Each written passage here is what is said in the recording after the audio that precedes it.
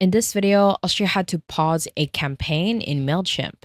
Once you are on your Mailchimp account, the first step is to head over to the navigation panel on the left-hand side.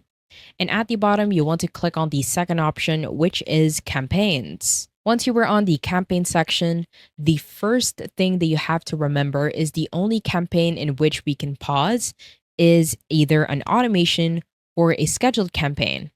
So in here, you want to make sure that at the top bar, click on the second option, which is status.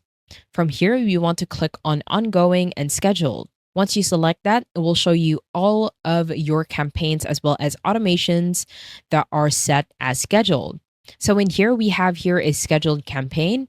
And on the right hand side, on the action section, you will immediately have an option to pause and edit. So in here, if we click on pause and edit, a pop-up will show. From here, you want to simply head over to the bottom and click on pause. Once you do that, it will take you back to the settings of your campaign.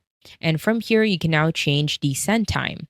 But if you want to make sure that you will send this later, at the top in the right corner, click on finish later. I hope you found this tutorial helpful.